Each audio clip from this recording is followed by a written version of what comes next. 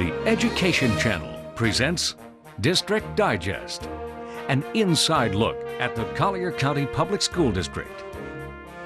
First, the latest news. Thanks for joining us. Here's what's happening. What do you want to be when you grow up? A firefighter, police officer, or how about a chiropractor? One elementary school shows us how they're introducing students to the many opportunities available here in Southwest Florida. My job is to take care of this. Who knows what this is? The spine. The spine. We have our College and Career Day going on at Lake Trafford Elementary School. We're so excited about it. It's the first time that it's occurred at Lake Trafford. And the whole purpose of this day is to expose our students to opportunities outside of what they know here in Immokalee. When we go into a hot house, we crawl around because it's cooler down low. So we're kind of talking about firefighting as a career. I mean, they're young to go into too much detail, but just kind of in general what our job is and how much fun it is. They like the stuff. The coats, the helmets, all the stuff that we play with and wear. It was heavy, and I was short in that outfit because when I put it on the coat, and the boots was heavy a lot. We have a variety of professionals here. We have a chiropractor, we have the sheriff's department, we have canine, we have agriculture. Even at their age, I think everybody wants to, be a sports figure, and football players and police and firefighters. So I think if you kind of let them know what it takes, just so they can start thinking long range. Kids at this level, they only know what they live in, and this is all they know here. Next year we're hoping that we help kids start setting goals and maybe even have them say future astronaut or future sheriff's department, those kinds of things, so they can start setting educational goals to do those kinds of things. It will help them along that way. Now, coming up on this edition of District Digest, we'll see what the district is doing in the event that a measles outbreak reaches our schools. Then we'll talk about the district's effort to recruit new teachers. And finally, we'll highlight the many academic events taking place this semester. That's all straight ahead on this edition of District Digest. Plus, this is Tracy Collier. Join me for a special feature here on District Digest coming up in about 10 minutes. We'll tell you what's cool in school. Please stay with us here on the Education Channel, your window to education. On the air on Comcast Cable 99 and online at collierschools.com. Collier County Public Schools. Today's learners, tomorrow's leaders.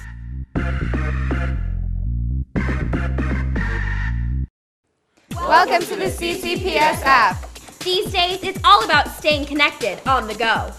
The CCPS app does it all. Information for parents, teachers, students, staff, all in one place. The home page gives you all the information you need to know about the district. The side panel gives you access to everything, from calendars to lunch menus. This is also where you select the schools you want to follow. Then, with a simple swipe, you can access information about your selected schools, get the latest news and events, even access My Grades. Wait a second, are you sure we really want to do that? You can also easily share what you're seeing. Bus running late? Share it! The best part, you can customize what you want to see. View the calendar of just one school or multiple schools. You know we're all about social media. Never miss a tweet with one-tap access to the CCPS Twitter feed. And you can sign up for alerts that you don't miss out on an emergency at school. Get connected. Download the CCPS app today. Available now in both Apple App and Google Play stores.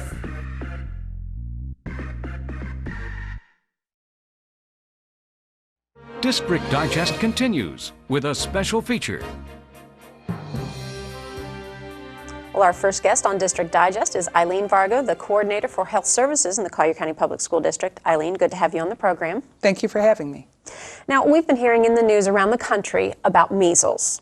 So what here in Collier County, we want to talk about immunizations and what the district is currently doing to help prepare students and parents. Well, first of all, vaccination against measles is required in Florida law. So all students who come to our schools are required to either have their vaccinations or a valid exemption. So what we are doing is reviewing the records of all students who have medical or religious exemptions to identify the students who are not vaccinated against measles. That way we will be prepared to easily and quickly take action should it be needed if a case is identified here in Collier County. So if we would have a confirmed case, what would happen? Those children who are not fully immunized against measles would be required to stay at home for 21 days, and possibly longer if a second case of measles is identified. And that's something that's obviously very important for parents to understand, because a child would miss a considerable amount of schoolwork. We don't want them to be absent from school, and we certainly hope that we don't see any measles cases. But our focus is on protecting all students, and if a student is not immunized, they are at much greater risk of contracting measles and thereby spreading it to other unimmunized children. And there are some children who can't be vaccinated, low immune systems, things like that. So we have to look at the broad picture. Another vaccine preventable illness is pertussis, or whooping cough, and I know that we have steps in place to advise parents of that as well. Right. Our school policy, no shots, no school. If a child is attending school, they must provide proof that they have received their series of immunizations to protect against tetanus, diphtheria, and pertussis, or whooping cough. Immunity tends to wane, though, over the years. So a booster is required for 7th grade students. So parents should be watching for some information just before spring break.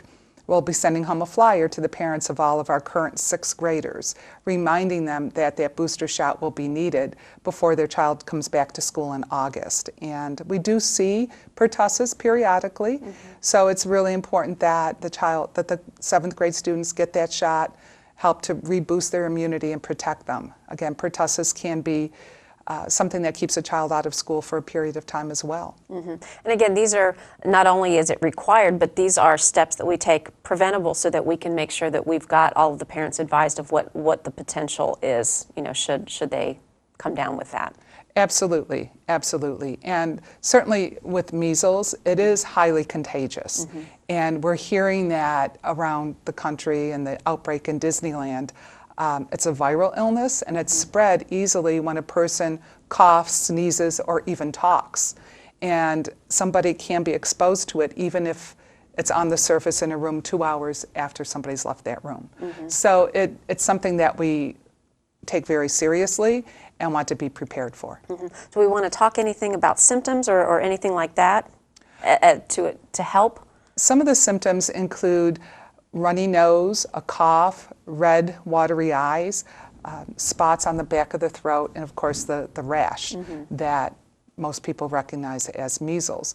We've provided recent review with all of our school nurses on what to look for with measles, and I'm sure that the providers in the community are also updating their information so that if a case were to develop, they would recognize that. Parents watching, if they have any specific questions about vaccines, who should they contact? They should contact their child's health care provider or the Collier County Health Department for information on specific vaccines. And then, as opposed to that, if they have specific questions about what our requirements are, who should they contact here at the district? They can contact me here at the district. We also have all of the requirements posted on the district website, and that's available for parents as well. Okay, great. Thanks so much for this important information. I mean, it's always the one thing we want to make sure that we're getting out as much information for parents as we can, so that empowers them in order to do, to be safe, to help us keep the kids safe. Absolutely. So great. Thanks, Eileen. Thank you. District Digest presents a district office update. Our next guest is Dr. Maureen Ungarian. She's the Director of Human Resources, and we're here to talk about teacher recruitment and retention. Thank you for joining us today. Thank you for having me. Let's start off talking about the current status of teacher vacancies in our county. Well, we are completely staffed, which is a great thing. We hire between 100 and 300 teachers each year, so we're constantly thinking of new ways that we can recruit great teachers to our school district. So let's talk about those recruitment strategies. What are we doing at the local level? At the local level, we are forming great partnerships with our local universities. FGCU, FSW, Ave Maria, they have been fantastic to work with. We've been able to go to career fairs locally, education career fairs targeted, or just regular career fairs, and be able to also guest speak in their classrooms. So for example, we've been able to guest speak to education majors, maybe 100 at a time, or we've been able to guest speak to maybe a political science major class and talk about, have you thought about teaching? So we've been able to really form some great relationships with them. For the career fairs, we also try and send principals that have gone to those schools to be able to recruit those students or those teachers. And that kind of goes on to our next question. At the state level, what are the strategies for that? Well, at the state level, we have also formed partnerships with some universities. I'll give UCF as a great example of a recent partnership.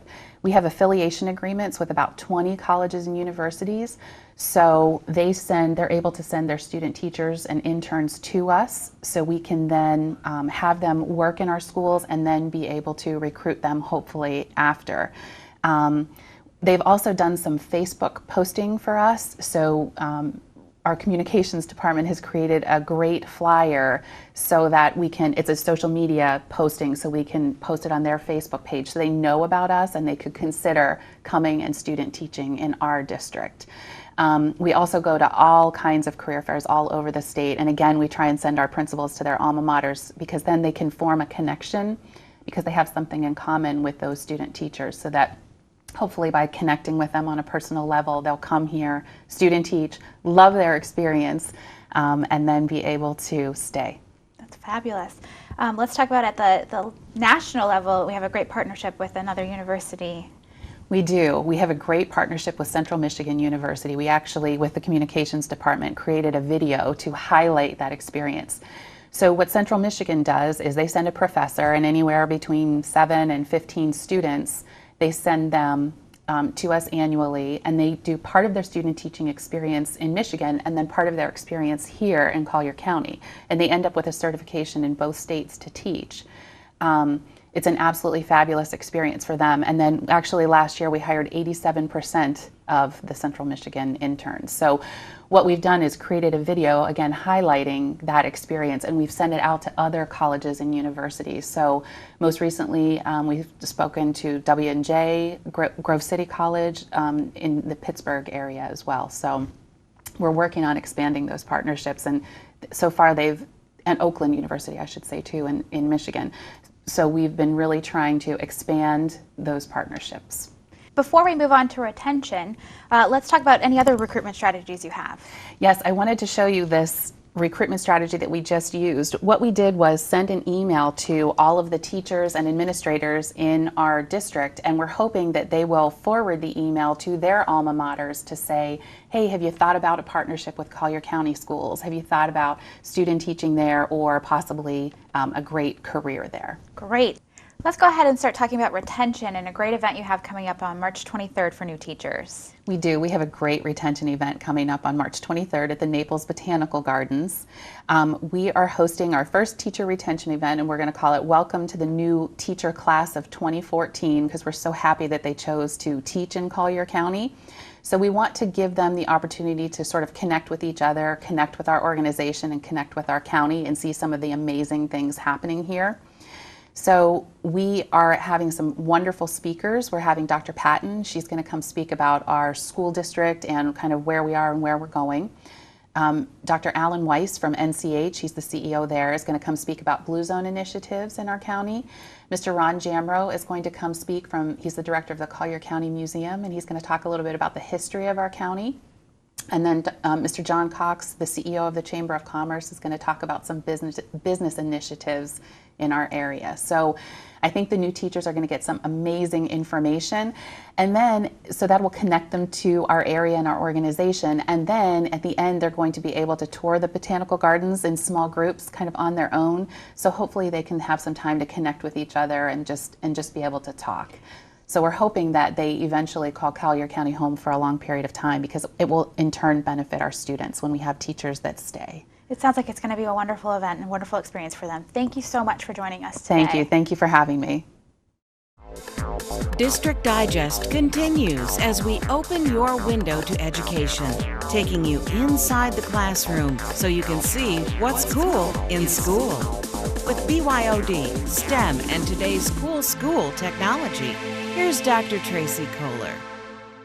Each year, the Florida Council of Instructional Technology Leaders, or FICTL, releases their call for nominations for the Technology Innovative Principal of the Year. Every school district is allowed to submit one nominee. This year we are excited to have Golden Gate Elementary School Principal Chuck Franz represent Collier County Public Schools. Let's take a look at the video we submitted that highlights the work of Chuck Franz and his staff. Melanie, remember, I have the technology meeting today. I know, Mom. Mr. Franz sent me a notice on Edmodo. Well, excuse me a little, Miss Technology. I didn't mean it like that. It's just that school's different now than before. I can't imagine school without using technology. I'm so proud of you, but now make sure you and this device are not late to the school, okay? I know, Mom. Te quiero. Bye.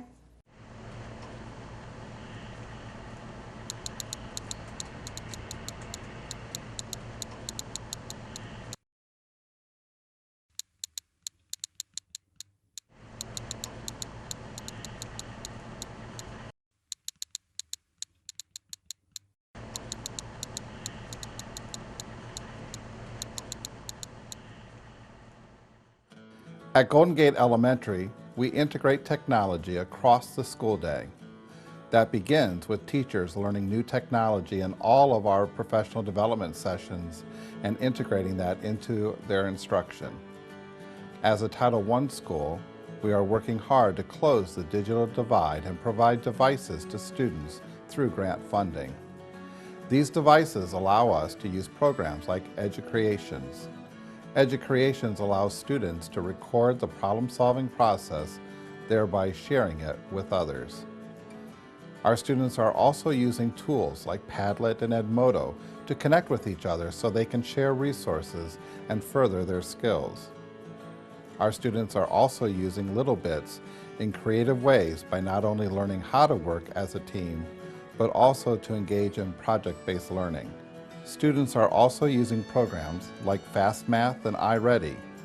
Teachers are able to view daily reports and adjust their instruction accordingly to evaluate the effectiveness of digital learning. None of what we do at Golden Gate would be possible without our parental involvement. We host monthly parent meetings that integrate not only technology, but STEM concepts. We routinely have hundreds of parents attend these events. Our teachers, students, and parents are all working to foster a digital community within our physical community. Arroz con pollo? Yeah, sure. So tell me, what you did it today? Mom, I could tell you or I could show you. Show me? Yeah, telling you, that's so old school. Remember, my whole world is on this.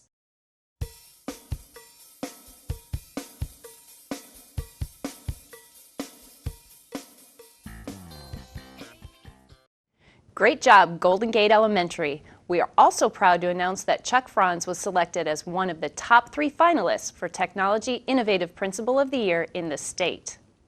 And now you know what's cool in school.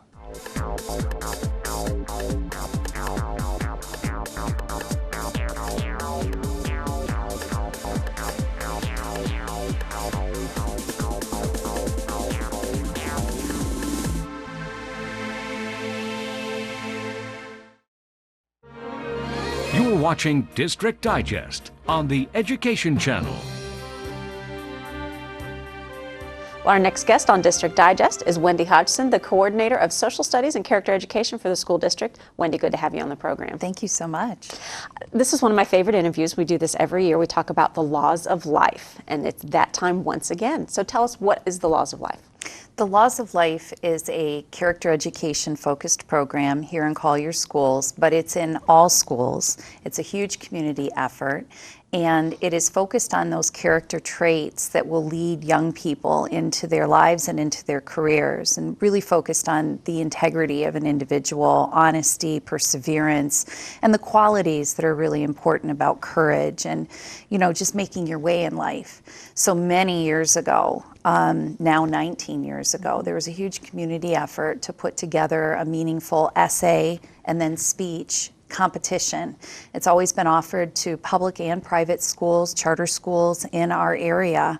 And just thousands of essays are written every year and vetted by the schools and sent here. And eventually we recognize students for both their ability to write, to persuade or convince or carry a message, and then deliver a speech of conviction and confidence. And when you say thousands, it's literally thousands. I think this year you had over 4,000 essays that were written and submitted. Absolutely. Yeah, because they do a lot of the writing in the schools, and the teachers will vet their couple of best essays and they'll give them to the leadership at the school. Every school sends to me their top 5 essays in the division. So there are 4 divisions in this contest. There's an elementary, a middle school, and then there's 2 high school divisions, one for 9-10 and one for 11-12, because of the maturity, the difference, the change in young people, and how they can convince and write and all of those elements. So they send their top 5 essays, and we work with the Naples Women's Club to read all of the essays 3 times and score them. And we come up with some semifinalists that are invited to give their speeches in front of a blue ribbon panel of judges, somewhere between 12 and 15 adults from the community. And from there, we cut the field to 4 finalists in each division. And that's how they come to the Laws of Life banquet at the Hilton. And that Laws of Life banquet is such a wonderful gathering. You've got those 16 finalists, and until that night, they don't know which one of them will be then delivering their speech. Absolutely. You know, timing doesn't allow for all 16 speeches that night to be delivered. So the winner in each division is called to, upon announcement, give their speech. It does keep everybody a little bit on edge, and I always view that as a positive. There are just all kinds of things about giving speeches. It's the one you wrote, it's the one you gave, it's the one you wish you gave. But these children are amazing, and they're all prepped, they're all ready, and our community just celebrates them every year. And everyone is in the room that's been a part of this process. That is the mayor, the city council, the sheriff. Sheriff Rambosk was in this at the very beginning with Dave Stump, our associate superintendent. It's just a long-standing tradition and celebration of the greatness of the youth of our community. And we had just wonderful stories again this year. And some of them are difficult, and these children really demonstrate to us quality traits. Every once in a while, I think I might have a bad day or a bad week, and I reflect on this. I reflect on these young people, and in some of their cases, what they have had to endure, and I take a deep breath. It's very instructive. Well, and people in the community that, you know, maybe didn't get to come to the banquet will get a chance to see those. March 9th, we have a Laws of Life banquet that we show, that we put together here on the Education Channel every year, and it features those winners in each of those 4 categories. So that's something that we definitely want everybody to watch. They can look at the website for, you know, replay dates, but it's something that you definitely want to tune in and take a look, because it's inspiring. It's wonderful to see. It is, and for all the things that are happening, this is one of the best. It is. Wendy, thanks so much. We appreciate you being with us. Okay. District Digest continues with a special feature. Our last guest today is Ashley Cook. She's the coordinator of academic competitions. Thank you for joining us today. Thank you for having me. I'm glad to be here. Great. So how have the academic competitions gone so far this year? We've had a really great year. We just finished the high school Scholar Bowl tournament. So the kids have been practicing all year, and then we had the tournament, and we had our top 5 were Baron Collier, Community School of Naples, Donahue Catholic Academy of Ave Maria, Golden Gate High, and Gulf Coast High. And then we had a playoff to the top 3, and those were Baron Collier came in first, Ave Maria came in second, and Gulf Coast came in third. So they had a great time. Middle school Scholar Bowl practices are winding down. They're getting ready for their tournament in May. Odyssey of the Mind tournament coming up this weekend, actually, and the kids are ready to go. And we also have debate, which is on its last set of practices coming up next month. A lot going on, definitely. Yes. Wow. So what are the purpose of these academic competitions? Well, in Collier County, we love to challenge our students, and we can do that with academic competitions through rigorous questions, subjects, and problems.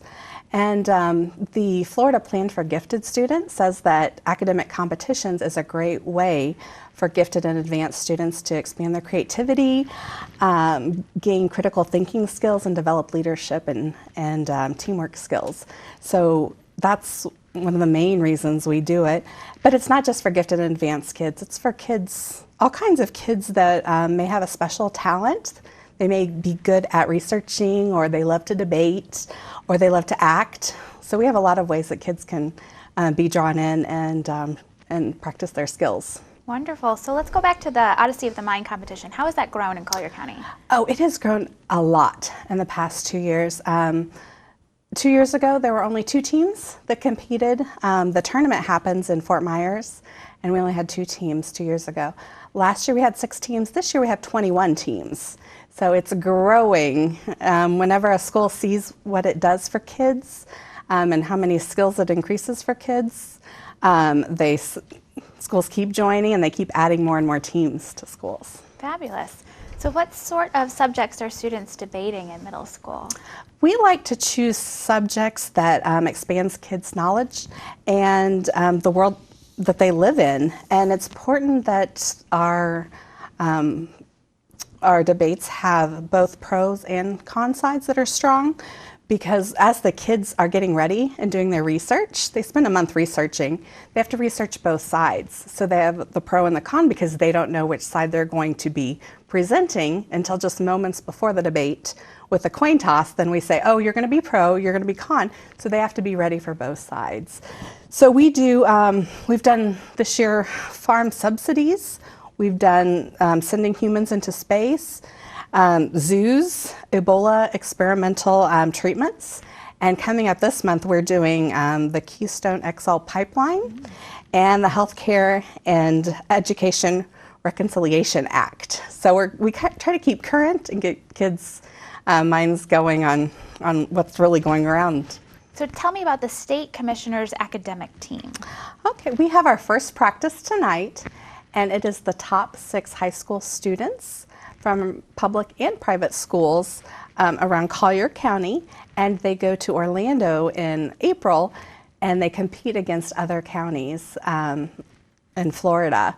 So we have Cameron Buxton from Seacrest Country Day, Thomas Dauphiné from Donahue Academy, Corey Hickson from Community School, Nicholas Rowe from Barron Collier, and Mark Torres from Gulf Coast High. So those 6 kids will work together from the different schools, but they come together to make the Collier County team and represent us at state competition. And they're up against the best and brightest from around the state, and we were 6th in state last year, and we hope to do even better this year. Well, that's great. Great to hear all about that. Briefly, tell me what about the community support you have for academic competitions? We have a lot of community support. They are just a huge part of our competitions. We use them as judges, moderators. Their timing, their scoring, they're actually running Odyssey of the Mind teams. They are just everywhere. We count on them a lot to support our academic challenges, and they are reliable and they show up to support these kids. Well, thank you very much, Ashley, for coming today. Okay, well, thanks for having me. And we thank all of our guests, and we thank you for watching. For Leanne Zinzer and all of us here at the Education Channel, I'm Katie Tanner. We'll see you next time. Join us again for District Digest, your inside look at the Collier County Public School District. The show is produced by the District Communications and Community Engagement Department and the Education Channel, your window to education.